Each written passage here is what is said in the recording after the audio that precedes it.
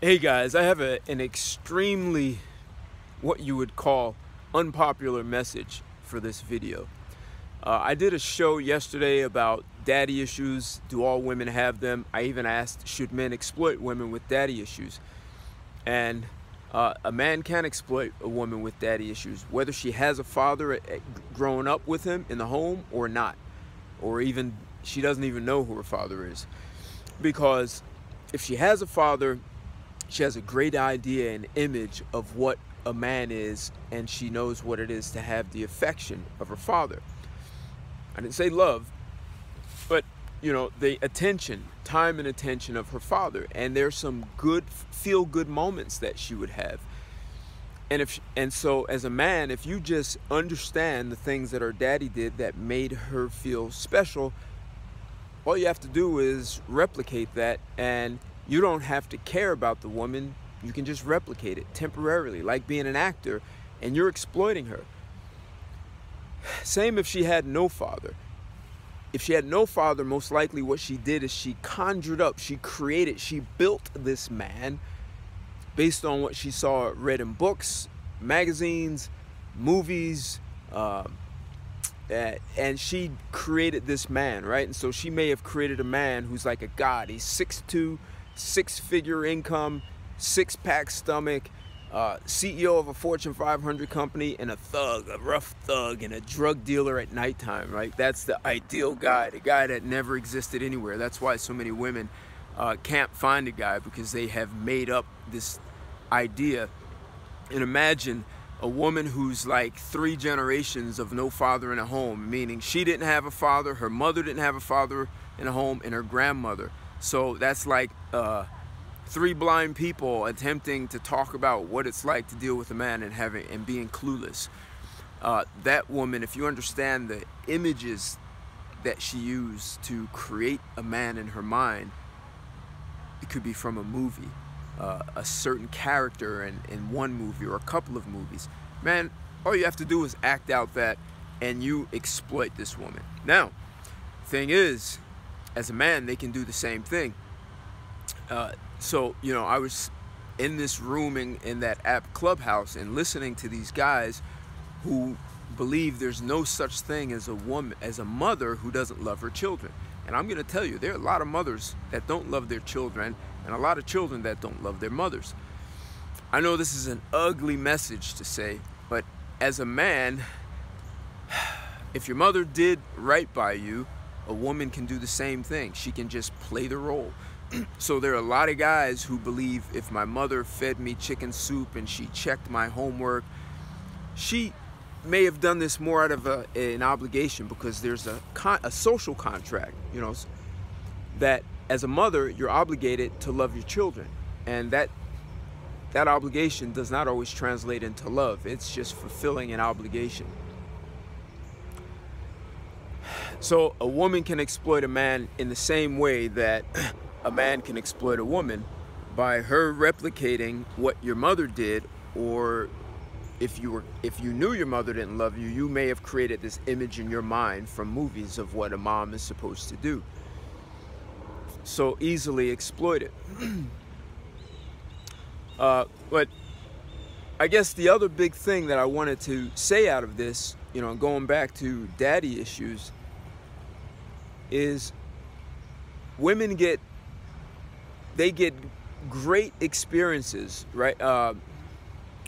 Great feelings when these biochemicals secrete dopamine, endorphins, oxytocin, and it could be from having a father in the home or not having one, and they created the image, but they'll still have an imaginary feeling about what it's like. The brain is interesting. You can imagine things and have all kinds of feelings even though it never happened. Same as with fear. People do this all the time. The brain doesn't know the difference between imagination and reality. It will secrete those biochemicals to have the experience. So I hear so many guys talking about how much they were madly in love with a woman.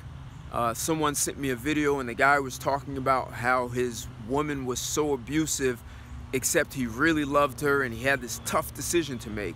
Well, I hate to break the news, guys. That is not love. There's something about that woman that has these biochemicals secrete. It's the way she looks, the tone of her voice, the cadence of her voice, the way she dresses, the way she smiles, the way she holds her head. There's so many things, the shape of her body, that you are familiar with, and it reminds you of something that felt good, and you're reliving that feel-good moment. She's basically your drug dealer. So as long as she continues to look as good as she does, if that's the reason, or speak the way she does, or have certain interests the way you expect a woman to have, like you made up in your mind, this is what a woman is supposed to be like, yet she's abusive, verbally or physically, and you're saying you love her. But here's the problem. It's compatibility. So, one important thing is integrity, right?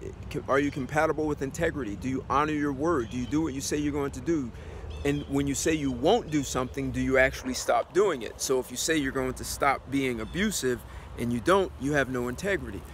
Another important thing is conflict resolution. How do you resolve conflicts? So if you're in a relationship with someone who uses abuse to deal with conflict, and you do not do that, you're not compatible. That's not love. Here's what people don't understand. It's not love that creates great relationships. It's love that is a byproduct of a great relationship. So most people go in backwards. So a lot of you guys that are in these relationships that really are not working, that woman is more like a drug dealer, and she's getting you to secrete some biochemicals, and they feel so good that in your mind it must be love. And if she's doing the kind of things your mother did, it still doesn't mean that this is love.